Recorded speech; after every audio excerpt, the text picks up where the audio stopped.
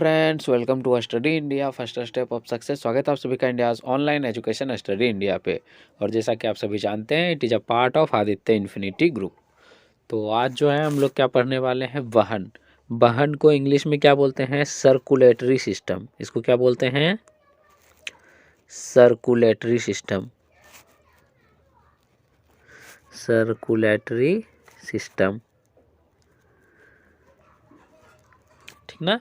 तो हम लोग इसके बारे में देखने वाले हैं, ठीक है। इसके अतिरिक्त जो है हम लोग और क्या देखने वाले हैं, तो इसमें हम लोग और देखने वाले हैं उत्सर्जन। उत्सर्जन देखने वाले हैं।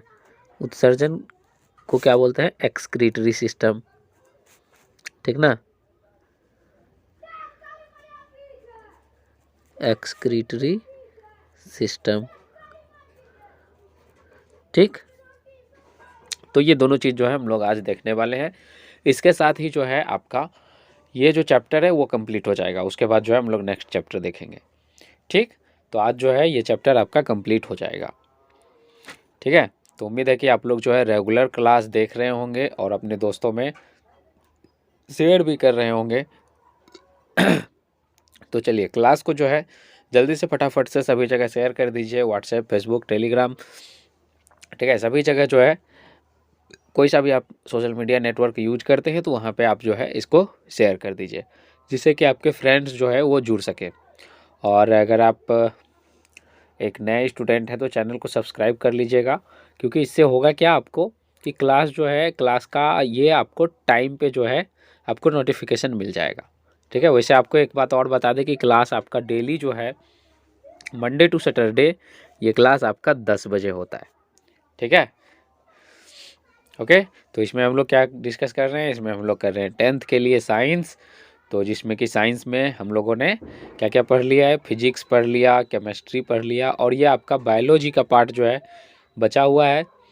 4 चैप्टर बचा हुआ था, जिसमें कि मैंने एक चैप्टर अभी कंप्लीट कर दिया, और आपके जो है बायोलॉजी में अब मात्र 3 चैप्टर और बचे हुए हैं, ठीक है। जिसको कि आने वाले टाइम में हम लोग कवर कर लेंगे और एग्ज़ाम से बहुत पहले ही कवर कर लेंगे, ओके। तो चलिए हम लोग जो है अब क्लास को स्टार्ट करते हैं। Circulatory system. सर्कुलेटरी सिस्टम कहने का मतलब है यहाँ पे कि सिंपल सा बात है, किसी भी चीज़ का जो है ना, यहाँ पे मेन रूप से किसी भी चीज़ का नहीं, यहाँ से हम लोग मेन रूप से जो है ब्लड के बारे में पढ़ेंगे, ठीक ना। मुख्य रूप से ब्लड के बारे में पढ़ने वाले हैं, ठीक ना। सर्कुलेटरी सिस्टम में हम लोग किसके बारे में पढ़ते हैं? ब्लड के बारे में। ब्लड के बारे में आपको थोड़ा सा मतलब इसमें पढ़ना है, ज़्यादा कुछ नहीं पढ़ना है। और मुख्य रूप से हृदय के बारे में पढ़ना है आपको। हृदय, जिसको क्या बोलते हैं? हार्ट। तो इसके बारे में हम लोग को पढ़ना है, ठीक ना। तो हम लोग जो है इसके बारे में पढ़ने से पहले जान लेते हैं थोड़ा सा कि ब्लड का जो है क्या क्या पार्ट होता है। तो सबसे पहले ब्लड क्या है? तो ब्लड एक संयोजी ऊतक है। ब्लड क्या है? यानी रक्त जो है आपका, खून बोलते हैं जिसको। तो ब्लड क्या है आपका? एक संयोजी ऊतक। ये ऑब्जेक्टिव में आपसे पूछा जाता है, ठीक ना। ब्लड क्या है? एक प्रकार का संयोजी ऊतक है, ठीक है। ब्लड में क्या क्या चीज़ पाए जाते हैं? तो ब्लड में जो है आपका ब्लड में आपका आरबीसी, डब्ल्यूबीसी यानी लाल रक्त कणिकाएँ, ठीक ना। उसके बाद आपका श्वेत रक्त कणिकाएँ, और उसके बाद जो है प्लाज्मा होता है, प्लेटलेट्स होता है। तो इन सब के बारे में आपको ज़्यादा जो है जानने की ज़रूरत नहीं है, ठीक ना। एक चीज़ और आपको और जानना है कि लाल रक्त कणिकाओं में कैसा?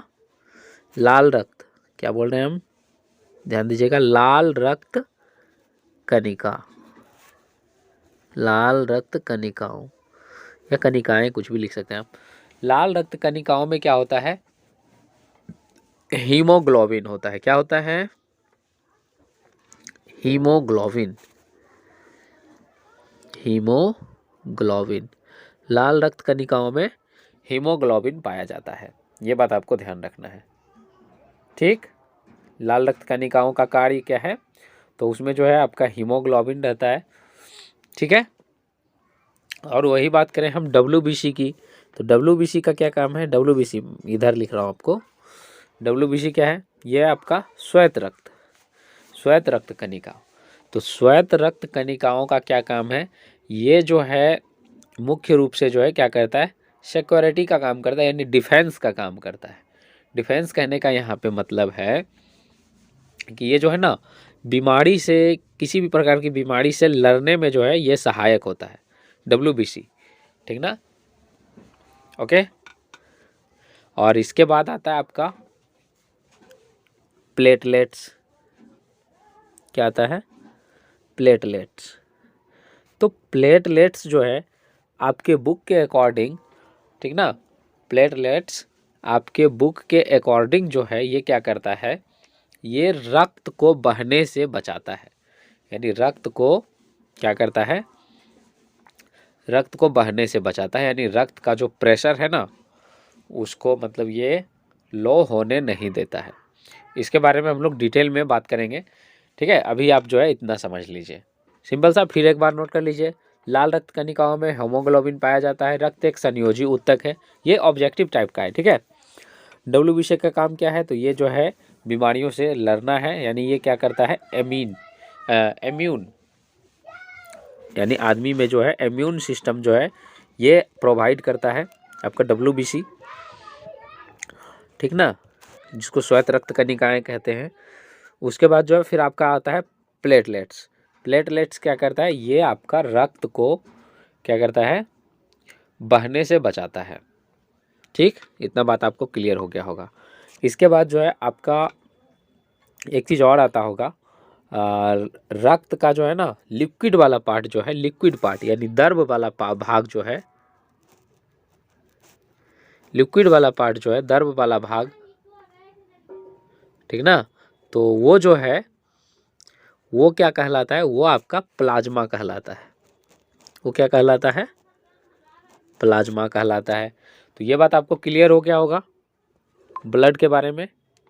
ओके, चलिए अब हम लोग जो है अब मैं जो आपको बताऊंगा तो वो आपको अब अच्छे से समझ में आएगा, ठीक है? ये बेसिक पार्ट था जो कि आपको जानना जरूरी है।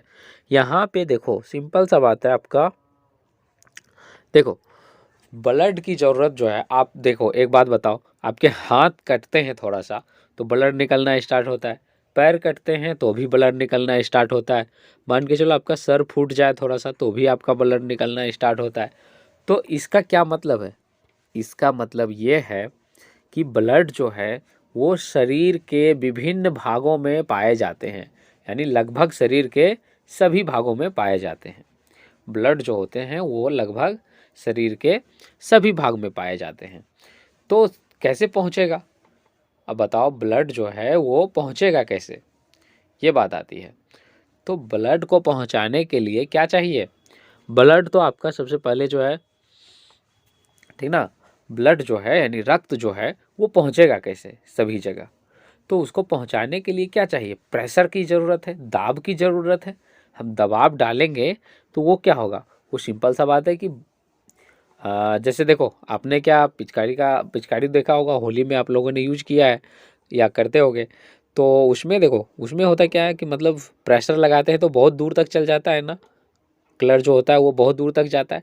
बिल्कुल इसी तरह का तो ब्लड जो होता है वो बिल्कुल इसी तरह का, मतलब प्रेशर के साथ जो है मतलब उसको शरीर के विभिन्न भाग में भेजा जाता है। अब प्रेशर जो है, प्रेशर लगाने के लिए कुछ तो चाहिए ना, तभी तो वो प्रेशर के साथ जो है जाएगा। तो उसके लिए जो है, उसके लिए क्या होता है? उसके लिए मानव शरीर में क्या होता है? तो उसके लिए मानव शरीर में जो है हृदय होता है। उसके लिए क्या होता है? मानव शरीर में हृदय होता है, ठीक ना?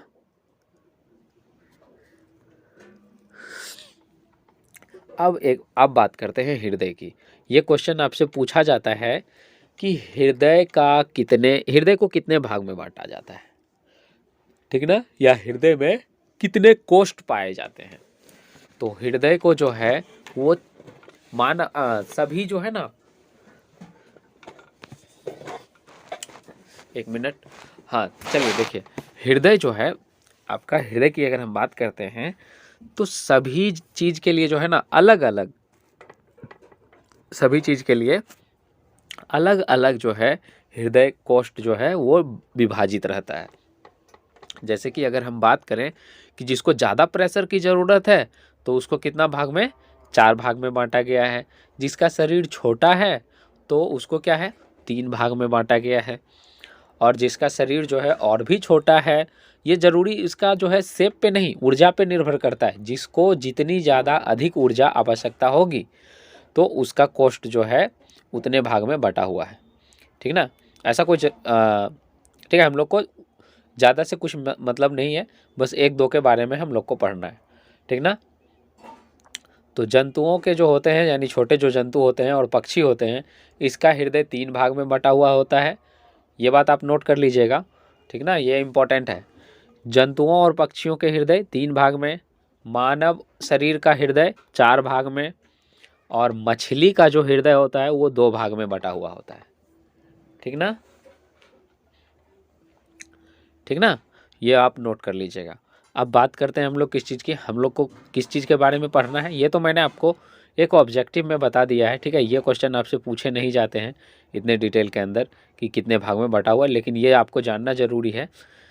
ठीक ना, कि मछली का हृदय 2 भाग में बटा हुआ होता है, और पक्षी का तो ये 3 भाग में, और उसके बाद जो है मानव शरीर का तो ये कितने भाग में, 4 भाग में।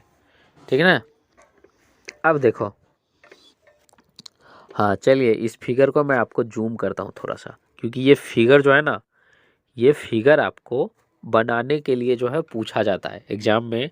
इसका स्क्रीनशॉट ले लीजिएगा आप।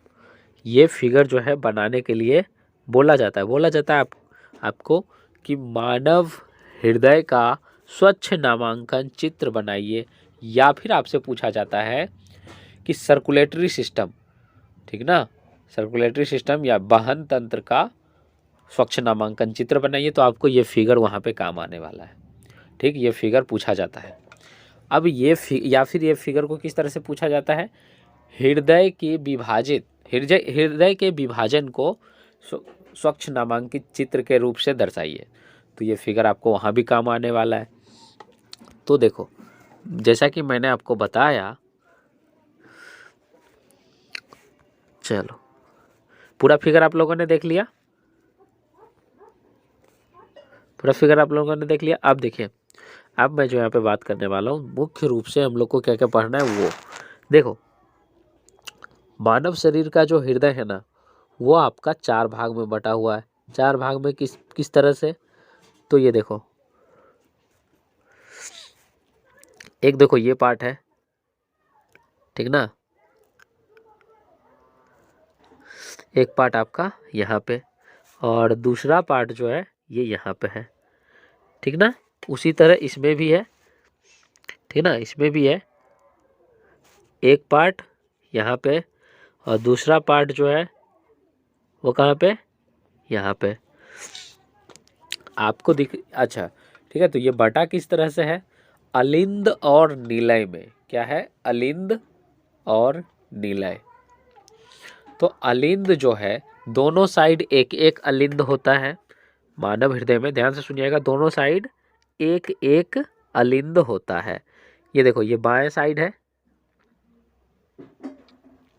ये देखो ये जो है बायां साइड है। ठीक है ना, यहाँ पे आपको फिगर में अभी आपको लेफ्ट साइड दिख रहा होगा, लेकिन आप ध्यान से सोचिए, जब भी ये फिगर कब आपको देखने को मिलेगा, जब भी आपके कोई अपोजिट साइड में, यानी आपके उल्टा साइड में जो व्यक्ति खड़ा होगा, तभी तो आप जो है इस तरह से दर्शा सकते हो ना। तो ये जो है, ये आपका बायां साइड है, यानी लेफ्ट साइड। तो इसको क्या बोलते हैं, ये देखो, ये क्या है, लेफ्ट साइड है।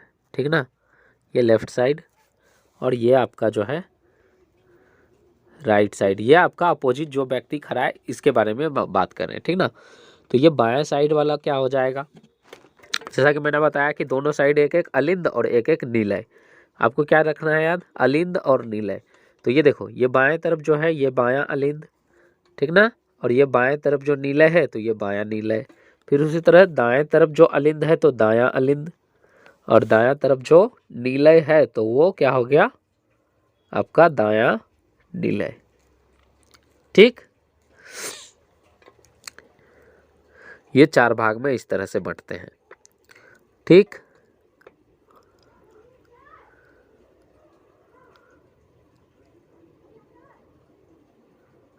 अब ये देखो, ये जो है आपको महाधमनी, ये क्या है, ये फिगर दिख रहा है आपको, महाधमनी, ठीक ना, ये क्या है, ये महाधमनी है, ये भी आपको लिखना है।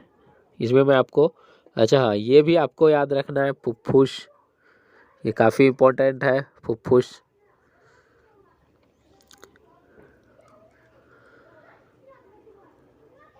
ठीक है,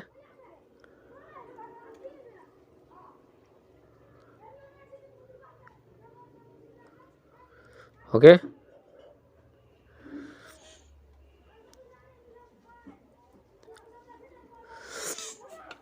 अब देखो, अब हम बात करते हैं कि इसकी सर्कुलेटरी सिस्टम जो है ये किस तरह से होती है। तो इसकी सर्कुलेटरी सिस्टम होती है, हाँ, आपको याद क्या क्या रखना है इसमें।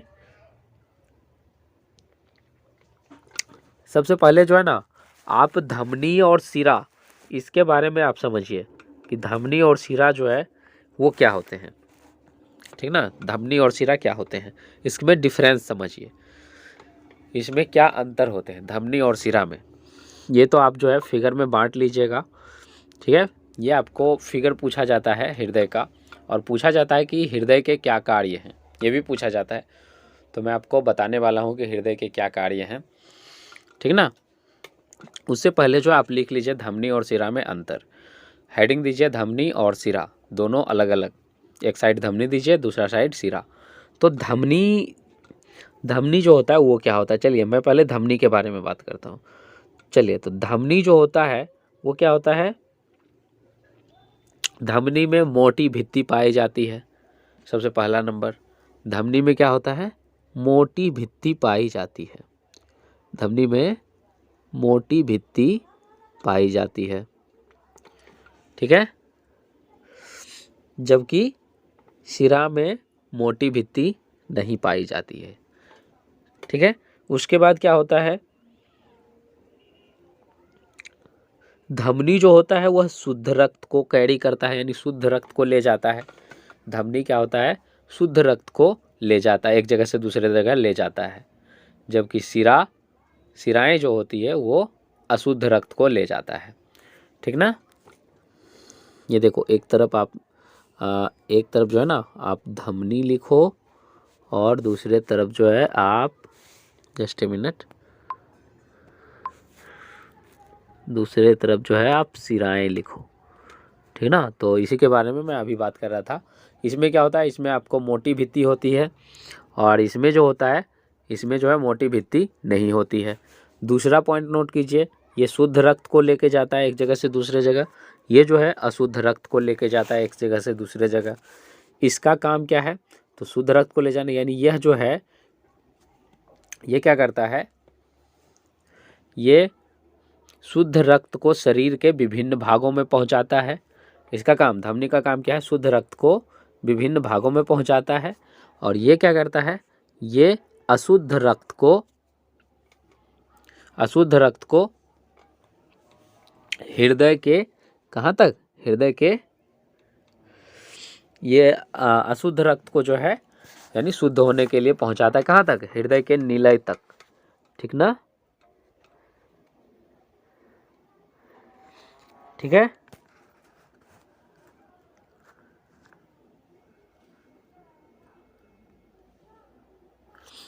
चलिए, ये क्या करता है, हृदय तक पहुंचाता है, ठीक ना, अशुद्ध रक्त को। ये बात आपको समझ में आ गया होगा, धमनी और सिरा में अंतर अब आप समझ गए होंगे, ठीक है। चलिए,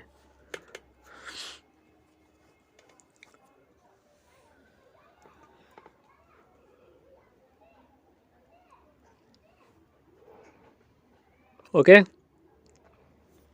इतना तक जो है आपको हो गया होगा, ठीक। चलिए, इससे ज़्यादा जो है आपको यहाँ पे नहीं पूछा जाता है, ठीक है। धमनी सिरा में अंतर हो गया आपको।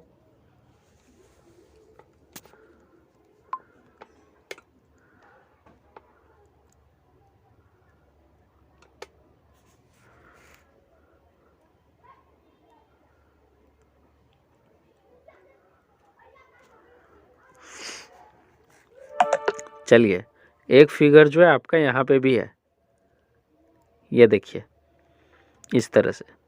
तो ये फिगर आपको नहीं बनाना है। आपको एग्जाम में कौन सा फिगर बनाना है? आपको एग्जाम में ये फिगर बनाना है। ध्यान से देख लीजिए, ये वाला फिगर आपको एग्जाम में बनाना है। ठीक, चलिए, तो ये एक्सक्रीटरी सिस्टम में आपको इतना ही, एक्सक्रीट नहीं, सर्कुलेटरी सिस्टम इसको बोलते हैं। तो यानी कि आपको इसमें से इतना ही पूछा जाता है। ठीक है, हृदय, हाँ एक चीज़ मैंने आपको बताया था हृदय के क्या कार्य हैं। तो हृदय का कार्य क्या है? हृदय का कार्य है शुद्ध रक्त को अशुद्ध रक्त को शुद्ध करना। हृदय का कार्य क्या है?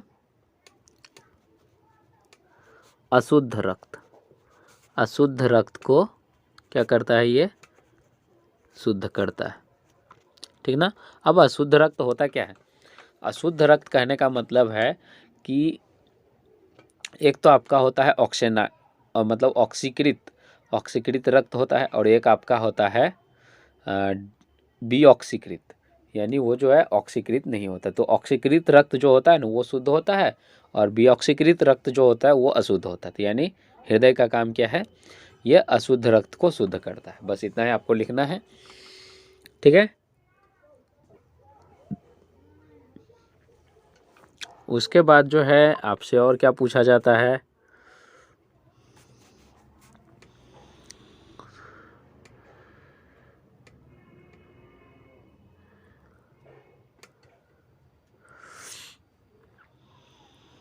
चलिए, ये मैंने आपको बता ही दिया है यहाँ पे। और यहाँ पे आपको क्या पढ़ना है? प्लेटलेट्स के बारे में हमको पढ़ना है।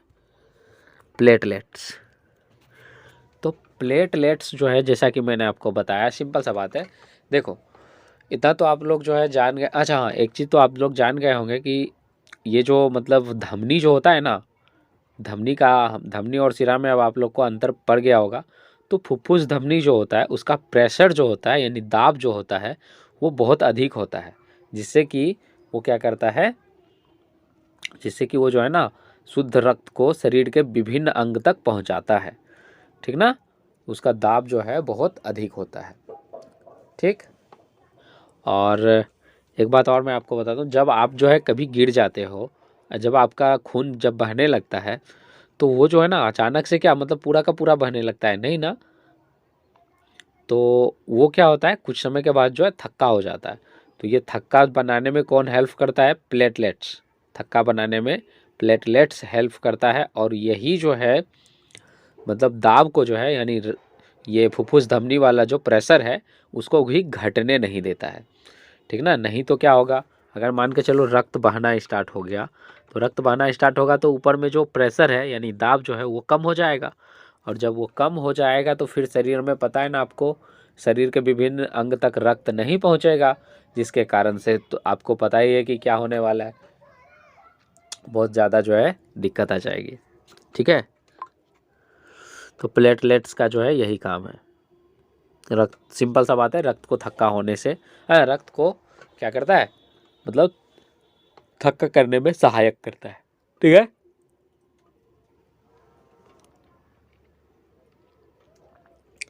उसके बाद जो है थोड़ा सा लसिका के बारे में बात कर लेते हैं। तो लसिका क्या है? लसिका जो है ना एक प्रकार का प्लाज्मा जैसा तरल है, लेकिन यह, इसमें जो है क्या होता है, प्रोटीन पाया जाता है। लसिका प्लाज्मा के तरह ही एक तरल है, लेकिन इसमें एक प्रोटीन पाया जाता है। ठीक है, और यह जो है जब मैं आपको पाचन तंत्र वाला पढ़ा रहा था, तो उसमें मैंने बताया था आपको कि वसा का पाचन कहाँ पे होता है? छोटी आंत में, यानी क्षुद्रांत में। तो छोटी आंत जो होता है ना, स्मॉल इंटेस्टाइन उसको बोलते हैं। तो छोटी आंत जो होता है, वहाँ से जो वसा मतलब कन्वर्ट होता है किसमें? वहाँ से आपका फैटी एसिड में कन्वर्ट होता है, जिसको वसा अम्ल बोलते हैं। तो जो वसा अम्ल में जब कन्वर्ट होता है यानी बदलता है, तो उसको जो है क्या करता है, लसिका जो है उसको मतलब शरीर में ले जाने के लिए जो है ना उसमें मिक्स होती है वही फैटी एसिड में, और इसको जो है रक्त तक पहुंचाती है। ठीक ना, लसिका का ये भी काम है। चलिए, अब हम लोगों ने आदमी में तो देख लिया किस तरह से जो है सर्कुलेटरी होता है किस तरह से, मतलब वहन होता है। ठीक, अब जो है हम लोग किस में देखेंगे, चलिए पादप वाला जो है आपको इम्पोर्टेंट है नहीं उतना, क्योंकि इसमें जो है ना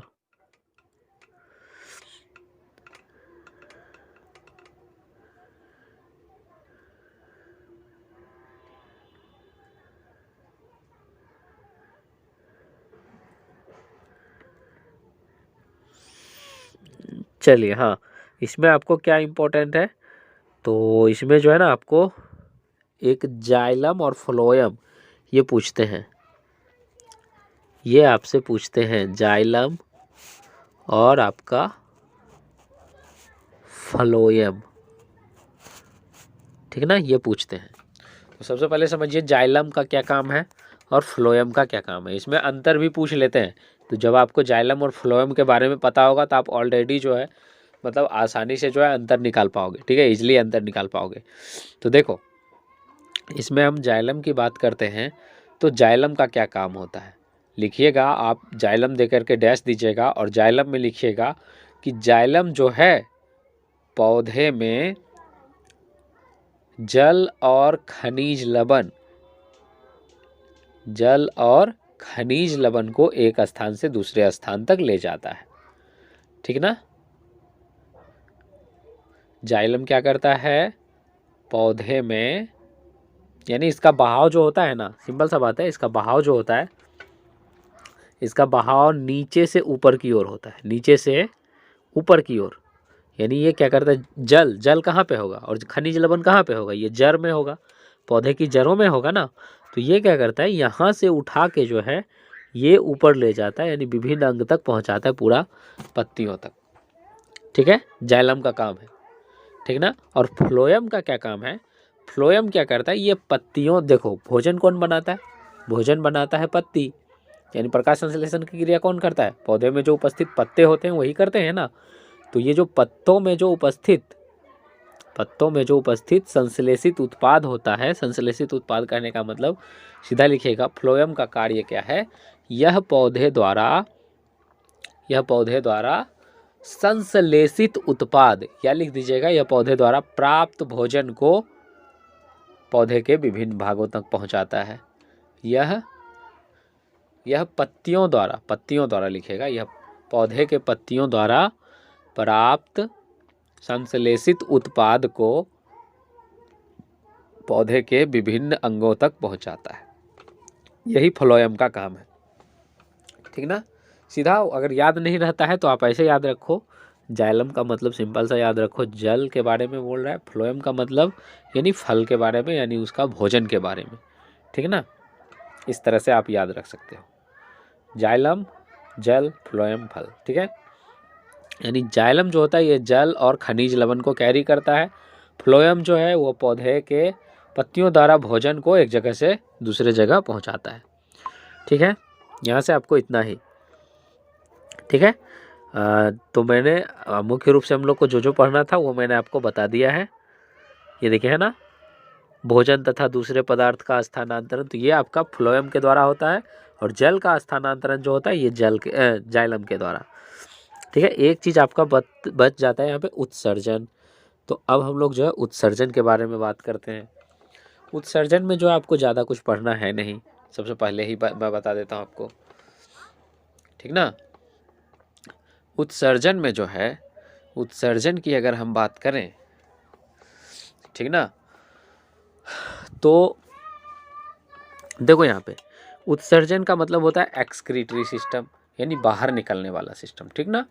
तो वेस्ट मटेरियल को हम लोग बाहर निकालते हैं कि नहीं, उत्सर्जन तंत्र में हम लोग मुख्य रूप से क्या पढ़ेंगे कि जैसे देखो आपका ब्लड में या रक्त में जो भी मतलब कार्बन डाइऑक्साइड है, ठीक ना, तो उसको किस तरह से बाहर निकाल लेते हैं हम लोग, सांस के द्वारा। तो ये तो हम लोग पहले ही पढ़ चुके हैं।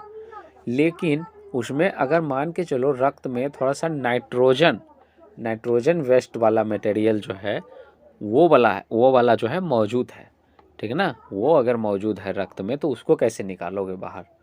तो उसको बाहर निकालने के लिए जो है किस तरह से बाहर निकालते हैं, तो उसको जो है हम लोग नाइट्रोजनस बेस्ड मटेरियल को हम लोग किसमें, यूरिक एसिड के रूप में, ठीक है ना, किसके रूप में, यूरिया या यूरिक एसिड के रूप में हम लोग बाहर निकालते हैं, जिसको कि क्या बोलते हैं, मूत्र बोला जाता है, ठीक ना, जिसको क्या बोलते हैं, मूत्र, ठीक। और मूत्र के रूप में जो है हम लोग जितना भी एक्स्ट्रा जल होता है शरीर के अंदर उसको, और आपका जो मतलब वेस्ट मटेरियल जो होता है, विषैला पदार्थ जो होता है शरीर के अंदर, नाइट्रोजनस वेस्ट मटेरियल जिसको बोलते हैं, तो वो जो है वो बाहर निकलता है। आपसे पूछा जाता है कि मूत्र में जो है कौन सा पदार्थ का निष्कासन होता है, यानी कौन सा पदार्थ निकलता है, तो आपको क्या लिखना है, यूरिया या फिर आपको लिखना है यूरिक एसिड, यूरिया या यूरिक एसिड, ठीक है। अच्छा, उत्सर्जन कहते किसको हैं, तो देखिए यहाँ पे वैसा जीव प्रक्रम, ठीक है ना, जिसमें हानिकारक उत्पाद, यहाँ पे थोड़ा सा अलग लिखा हुआ है, आपको सीधा लिखना है वैसा जीव प्रक्रम जिसमें हानिकारक पदार्थ को अपने शरीर से बाहर निकाला जाता है, तो उसे उत्सर्जन कहते हैं। सिंपल सा याद रखो, ठीक है, इतना टेढ़ा मेढ़ा याद रखने का कोई ज़रूरत नहीं है, ठीक, ये बात आपको याद रखना है। और ये जो है मानव में उत्सर्जन किस तरह से, अच्छा ये फिगर आपको पूछा जाता है, उत्सर्जन तंत्र का ये फिगर है जो कि पूछा जाता है, और पूछा जाता है कि उत्सर्जन तंत्र में कौन कौन से भाग होते हैं। तो उत्सर्जन तंत्र में आपका 2 वृक्क होता है, ठीक ना, ये देखो ये आपका दोनों वृक्क है, ठीक, 2 वृक्क हो गया। और उसके बाद जो है आपका क्या क्या होता है,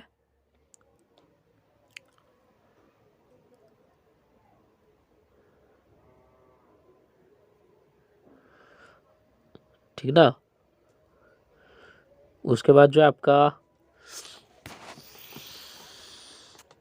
चलिए यहाँ पे जो है मैं आपको क्लियर कर देता हूँ।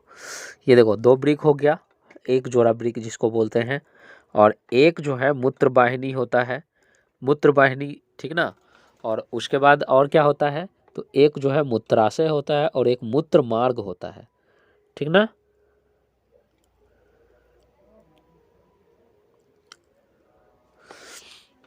और ये वृक्क जो है कहाँ पे पाया जाता है, तो ये रीढ़ के हड्डी जो होता है ना, उधर में रीढ़ की हड्डी जो होता है, तो ये वहाँ पे पाया जाता है।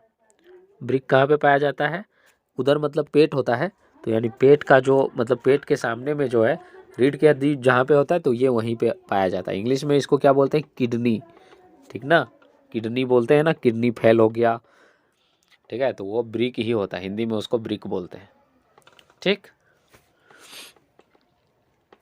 अब देखो ये वृक्क के अंदर जो है ना, ये वृक्क जो आपको दिख रहा है, ये वाला और ये वाला, ये दोनों के अंदर जो है छोटा छोटा जो है बहुत सारा जो है मतलब उत्सर्जन करने के लिए पाए जाते हैं, बहुत सारा जो है छोटा छोटा मतलब वृक्क होते हैं, तो उसको क्या बोलते हैं, वृक्काणु बोलते हैं, हिंदी में उसको वृक्काणु, और इंग्लिश में उसको नेफ्रॉन, ठीक है, बहुत जगह आपको नेफ्रॉन देखने के लिए मिलेगा।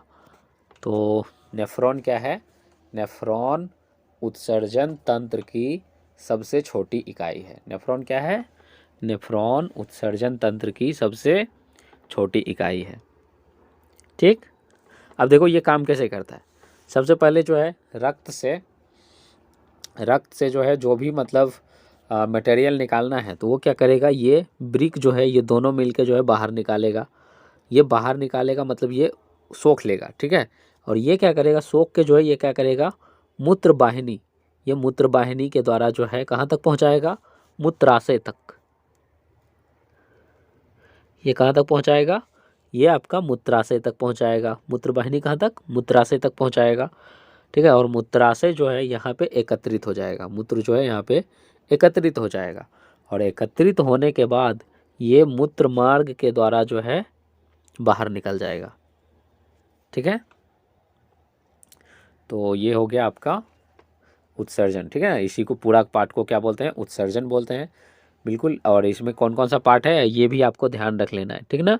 क्या क्या होता है, 2 वृक्क होते हैं, एक मूत्रवाहिनी होते हैं, एक मूत्राशय होता है और एक मूत्र मार्ग होता है। उत्सर्जन तंत्र का ये पार्ट है, इसको याद रख लीजिएगा, ऑप्शन में पूछ लिया जाता है। इनमें से कोई सा भी दे देंगे, बोलेंगे इनमें से कौन सा उत्सर्जन तंत्र का हिस्सा नहीं है, ठीक है ना। उस तरह से ऑब्जेक्टिव दे देंगे आपको, एक चारों में से एक को कोई हटा देंगे और वहाँ पे दूसरा कुछ दे देंगे, तो वहाँ पे आपको उसको टिक करके आना है, ठीक है। चलिए, उत्सर्जन तंत्र में आपको इतना ही, और नेफ्रॉन के बारे में भी मैंने आपको बता दिया। हाँ चलिए, अब हम लोग एक चीज़ और देख लेते हैं कि पौधे जो होते हैं, ठीक ना, पौधे जो होते हैं वो अपना उत्सर्जन कैसे करते हैं। तो पौधे का लिखिएगा, इसमें एक लाइन का आंसर है बस। पौधे अपना उत्सर्जन मुख्य रूप से पत्तियों के द्वारा करते हैं, ठीक ना। पौधे अपना उत्सर्जन जो है मुख्य रूप से पत्तियों के द्वारा करते हैं। तो आपने देखा होगा पत्तियों के द्वारा कैसे करते हैं, ये भी मैं आपको थोड़ा सा बता देता हूँ। आपने देखा होगा कि कुछ पत्ते जो है वो मतलब थोड़ा सा सड़े हुए सा मतलब दिखता है, या फिर पीलापन जैसा दिखता है, तो वो जो है किसके कारण से होता है, वो अवशिष्ट पदार्थ जो होता है ना, वो इनका पत्ती में आके जो है जमा हो जाता है, जिसके कारण से ये सड़ने लगता है और सड़ के जो है टूट के गिर जाता है। उस तरह से कुछ वेस्ट मटेरियल निकलता है। कुछ वेस्ट मटेरियल कैसे निकलता है, मान के चलो किसी में अधिक जल हो गया, तो वो तो आपको पत्तियों में क्या होता है, वाष्पोत्सर्जन होता है, वाष्प के द्वारा जो है वो बाहर निकलता है। कुछ जो है कैसे निकलता है, तो आपने बहुत जो है पेड़ देखे होंगे, उसमें जो है ना गोंद देखे हैं। ख़ास तौर पे मैं आपको बताता हूँ, रुको एग्जाम्पल। हाँ, सोहजन होता है ना, सोहजन जिसका कि सब्जी बनाया जाता है, सोहजन का पेड़ देखा है, तो उसमें जो है काफ़ी ज़्यादा आपको गोंद जो है वो देखने को मिलेगा, जो कि क्या है, पौधे द्वारा निष्कासित किया गया मटेरियल है, यानी कि बेस्ट मटेरियल है, ठीक ना। तो इस तरह से जो है पौधे उत्सर्जन करते हैं। मुख्य रूप से ये कैसे उत्सर्जन करते हैं, तो मुख्य रूप से ये पत्तियों के द्वारा उत्सर्जन करते हैं, ठीक है। तो इसके साथ ही जो है आपका ये चैप्टर कंप्लीट होता है। मिलते हैं आपको नेक्स्ट चैप्टर में, ठीक है, और नए क्लास के साथ। ओके, तब तक जो है आप जो है अच्छे से पढ़ते रहिए, ठीक है। और आपको कोई सा भी अगर दिक्कत होता है, कोई भी चीज़ पूछना है, तो कमेंट बॉक्स के अंदर जो है उस टॉपिक का नाम लिखिएगा, मैं आपको उस टॉपिक के बारे में फिर से डिस्कस कर दूँगा। ओके, चलिए, इसके साथ ही जो है अगर आप एक नए स्टूडेंट हैं तो क्या कीजिएगा, कमेंट बॉक्स में आप ज्वाइन लिखिएगा, अपना नंबर सेंड कर दीजिएगा, वहाँ से मैं आपको व्हाट्सएप में ज्वाइन कर दूंगा, तो आप जो है इजीली क्वेश्चन पूछ पाओगे, ठीक है। इसके अलावा जो आप टेलीग्राम पे भी जुड़ सकते हो, स्टडी इंडिया सर्च करना, वहाँ से ज्वाइन कर लेना। फेसबुक पे भी स्टडी इंडिया सर्च करके ज्वाइन कर सकते हो, ठीक है। ओके, और नए स्टूडेंट हो अगर हो तो मतलब क्लास को जो है डेली देखने के लिए आप क्या कर सकते हो, चैनल को सब्सक्राइब कर लेना, ठीक है। इससे आपको क्या होगा, पर डे क्लास का नोटिफिकेशन मिल जाएगा। ओके, चलिए, मिलते हैं आपको नेक्स्ट क्लास में, तब तक के लिए bye bye and have a nice day.